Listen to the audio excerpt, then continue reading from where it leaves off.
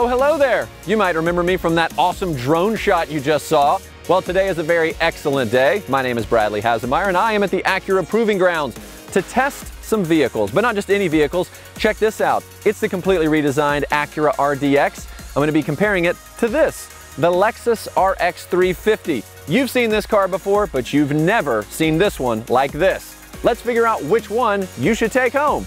Let's go. All right, so when you're thinking about buying a car, what's one of the first things you consider? How it looks. And this Lexus RX 350, well, it looks okay. I mean, I will say that the only thing that's been updated in styling over the past few years is the lines getting sharper and more angular. And of course, then you have this grille that's giant. I prefer my big grills for cooking. When it comes to the interior, I think the Lexus really shines here. It's clean, it's quiet, it's nice, but come on, with this slider, knobby mouse joystick thing, that's just absurd. The view from the driver's seat is pretty open, and I appreciate that. But when you look in the back, you've got a small window and a large roof pillar limiting that visibility. Not so good. Now, the Lexus does have some nice optional features, such as a panoramic moonroof, heated front seats, and 19-inch wheels, but you have to pay extra for that. You're buying a premium car, those should come standard. All right, so now this is what I'm talking about. Even just walking up to the car, you get this sense of power and excitement. Take a look at these lines, huh? One of my favorite things to note here is the character line. It's essentially the line that runs from the diamond Pentagon grille all the way down the side to the back and ends in those dragon tail taillights. If you drive a car with a dragon tail taillight, your day's automatically going to be better. Another design feature that Acura did is they increased the wheelbase. And what this does is give you a more comfortable ride, gives you more interior space, and gives it a more overall powerful stance. Win, win, win all around. And that's just on the outside. Let's go in the car.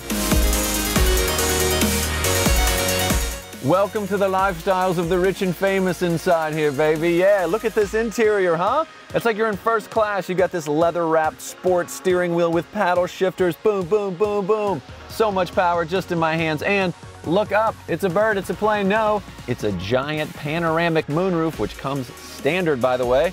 All this is based on Acura's precision cockpit, and I think it feels like first class. Of course, I don't really know what first class feels like because they flew me coach. Yeah, you did. You did. But I'm okay about that. One of the things I really love about this new interior is this 10.2-inch display. It's sharp, it's crisp, and it works with what I call the brilliant True Touchpad interface. No hashtag fake news, only True Touch here. Whatever you touch on the touchpad corresponds to the screen. There's no mouse, there's no buttons, there's no fumbling around, there's no reaching over here while you're trying to look at the nav and look. No. It's nice, it's clean, it's simple, and I don't know why anyone else has never done this before. And when it comes to audio, you've got premium speakers mounted high on the doors and available speakers mounted in the ceiling. Yes, that means you're getting a front to back, side to side, and top to bottom audio experience. If the words floating center console sound like a Zen meditation to you, well, that's good, because this beautiful area here brings you much peace and storage.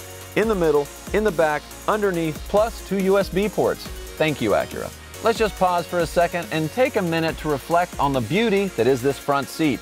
It's rich Milano leather, perforated so it's ventilated. That also means it can be heated. This thing can be adjusted up to 16 different ways. It's super comfortable, which is great for long road trips or just gazing at the moon through the moon roof.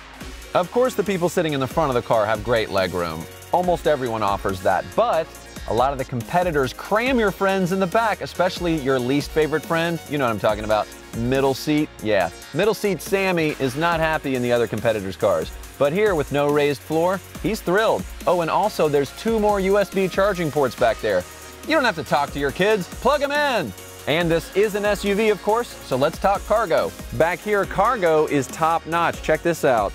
Convenient underfloor storage, yes, perfect for hiding all of those things that you don't want seen. And unique to this segment, ta-da, even more underfloor storage. Now, let's say you've got something large that you need to put back here. That's fine. Just pull these handles. Boom. All seats fold flat. Now it's time to find out which one of these two has racing in its DNA. Oh, there we go. That's what I'm talking about. That's all thanks to the 2-liter turbo in this RDX. It delivers a surprisingly large amount of power and torque. And a lot of that torque is that 0 to 30, so you're really going to feel it as you're taking off. I really love how this cockpit's been designed around the driver. I've got this great steering wheel with paddle shifters right here, and if you want even more control, you can click through your different drive modes on the fly to help you connect better with the road. And this RDX features available Acura super handling all-wheel drive, which can distribute power from the front to the back to give it more agility and more control. And you really feel that when you're entering some of these curves. I mean, this does not drive like an SUV. All right, so if you're looking for something that's fun to drive, something with a little bit of punch and also control, this is the SUV for you. You know, Acura obviously didn't hold back one bit with this new RDX. All right, 3.5-liter V6 takes a little bit of time to get going. Yes, it's got more power than the RDX, but you're missing the torque. There's less torque in this car. Bigger engine, less torque. I don't know. It's a little bit jumpy too, and that's because it's only got 8 speeds to work with versus the 10 in the RDX. And yes, it's a smooth ride. That's what you'd expect from a Lexus, but man, you really feel the weight of this car in the corners. It's definitely missing that racing spirit that you feel is just built into the RDX. Hey, no disappointment here. The all-new Acura RDX is bold and distinctive. This SUV also comes loaded with so many great standard features that you'll pay an arm and a leg for on other brands, and I prefer to keep my appendages, thank you.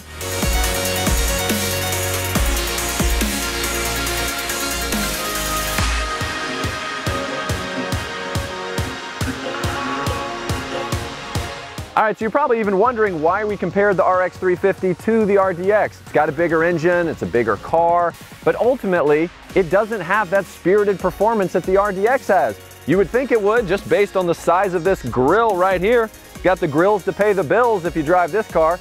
But when it comes to the RDX, the power, the precision, the interior, all of that means this car deserves to be on your list.